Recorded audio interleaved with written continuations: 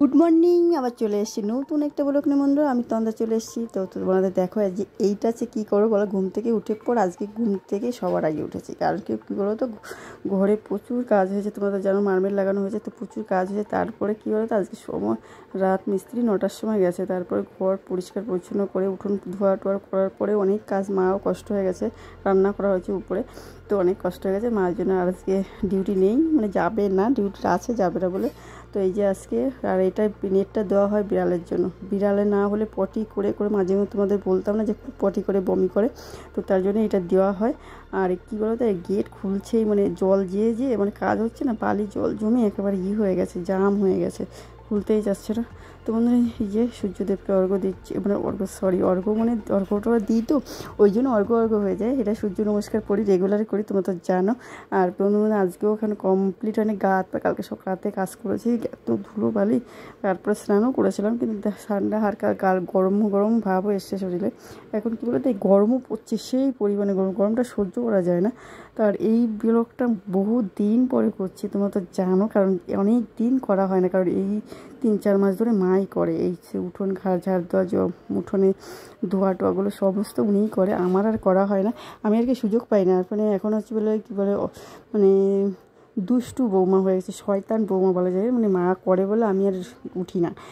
উনি ভাবছি হয়ে যাক সেইভাবে, মানে শয়তান হলে যা হয়, শয়তানি বুদ্ধি থাকলে মাথায় যা হয় যাক হয়ে যায়। কিন্তু মা আজকে লেটে উঠেছে। আর এই দেখো এই কাজগুলো যদি প্রতিদিন করে, আমি বলি না জ্বালায় অতিষ্ঠ, এই জন্যই বলে দেখো এই যে আমি এখনও পাথর কমপ্লিট হয়নি, সামনে একটু ডিজাইনটা হবে সেখানে রয়েছে, রান্না করবো কোথায়, এই জন্য আবার সেই ওখান থেকে সরে নিয়ে, তাহলে প্রতিদিন রেগুলার করতে গেলে কতটা কষ্ট হয় বলো। এগুলো সত্যি কথা বলতে খুব কষ্ট। আর এই যে গাড়িটা কালকে এখানেই রাখা হয়েছিল, কারণ কিচেনে যেখানে থাকে সেখানে মার্বেলের বসানো হচ্ছে।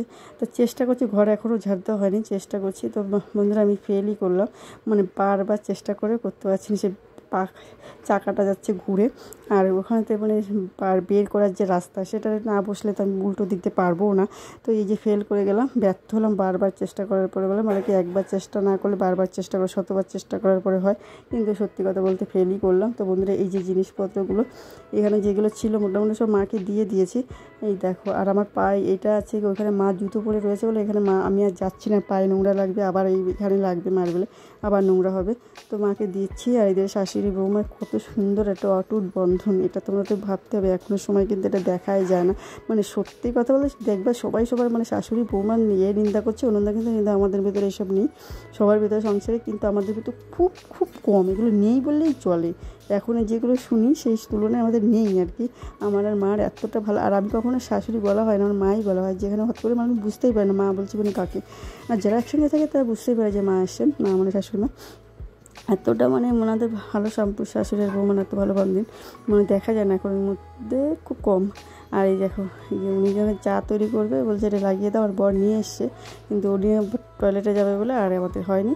তো এই যে আমিও চেষ্টা করছি, আবার ব্যর্থ করতে দেখি যে একবার না পারলে দেখো শতবার, তো শতবার চেষ্টা করতে দেখি বন্ধুরা হয়েই গেছে। দেখেছো এটা কাজটা করতে পেরেছি, কিন্তু ওইটা আর করতে পারলাম না, গাড়িটা আর বের করতে পারলাম না, দেখেছো। আর এখন আমার কমপ্লিট হয়নি, যে আজকে বড়বাবু অনেকটা লেটে উঠেছে, কারণ ও আজকে ডিউটিতে যাবে না বলে। রেগুলার সকাল উঠে তারপর টিউশনে থাকে, সেটা করে, ওই জন্য রেগুলার সকালেই ওঠে।